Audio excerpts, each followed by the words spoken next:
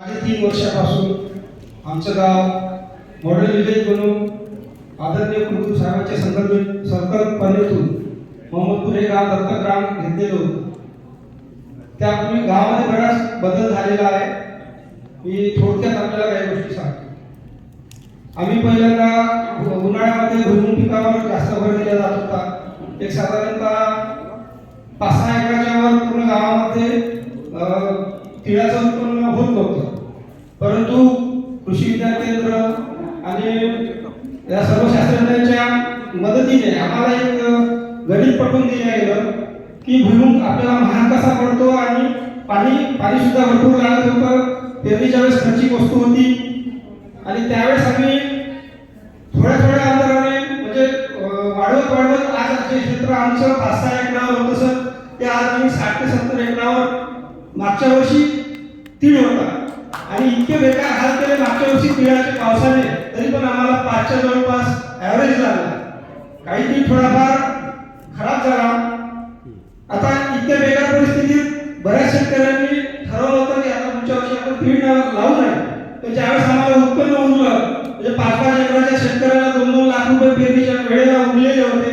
त्यामुळे इतक्या कठीण परिस्थितीत सुद्धा अजून आमची मानसिकता तीळ लावायची झाली. यावर्षी त्याच्यापेक्षा सुद्धा तीळ वाढते.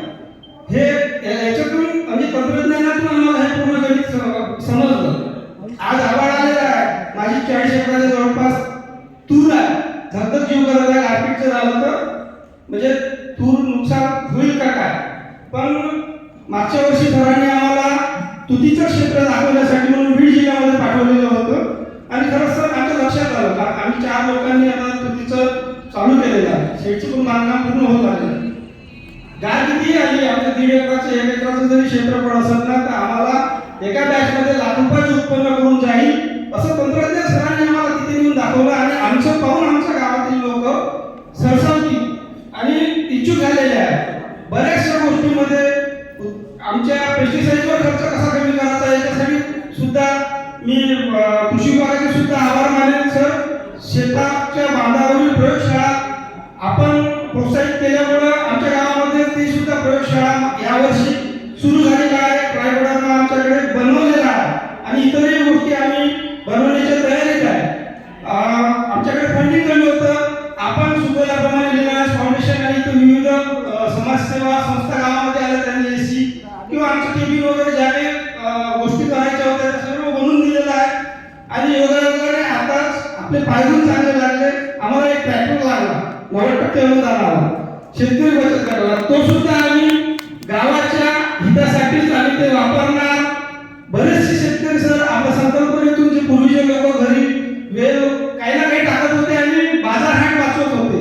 आपल्या केमिकलच्या माध्यमातून परसबाग लागवड हा नवीन उपक्रम आमच्याकडे राबवला.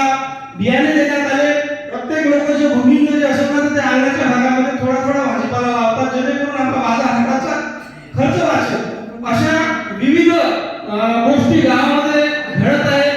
बकरी पालन, कुक्कुटपालन, दुग्ध व्यवसाय या सर्व गोष्टीकडे आपल्या चमूने गावामध्ये काम केलेलं आहे. त्यामुळे गावाचा एक उत्पन्नाचा रेशो वाढलेला आहे. पूर्वीचे आम्ही 2-3 क्विंटलवर तीळ घेत होतो. मला आमच्या लक्षात आलं की बाबा आपली जे तिळाचं पेरणी त्याला पाणी कसं द्यायचं काय द्यायचं. आता जे झाडाची संख्या तिळामध्ये राहते तर आम्ही 5 क्विंटल पर्यंत उत्पादन घेत आहे. अशा बऱ्याच गोष्टींमध्ये गावाने विकास केलेला आहे. याच्या आधी आम्ही तूर मारुती किंवा इतर तुरी टाकत होतो. आमच्या गावामध्ये जळण्याचा वाढण्याचं प्रमाण जास्त होतं तुरीमध्ये. BDN 716 आपण जी तूर आम्हाला सुचवली त्या तुरीमुळे आज 1 नंबर तुरीचं उत्पादन सुद्धा ते गाव घेत आहे. अशा विविध गोष्टी जसं आता अतिक्रमण लागवड पद्धतमध्ये आहे, पण आम्ही काय केलं 5-4 फुटावर अंतरावर कपाशी लावत होतो. आम्ही अतिक्रमण लागवड पद्धत केली नाही, पण कुठेतरी अंतर आम्ही कमी केलं. 3 फुटावर अंतर लावून जवळपास 1 फुटा पावलीच्या अंतरावर आम्ही लावतो. उत्पादन कापसाचं बऱ्यापैकी येऊन राहिलं. जे आम्ही काय करत होतो थोडं निष्क्रिय असल्यासारखं रोग आल्यानंतर फवारण्या करत होतो. वैज्ञानिकांच्या चमूच्या मार्गदर्शनामुळे आमचं भाग्य चांगलं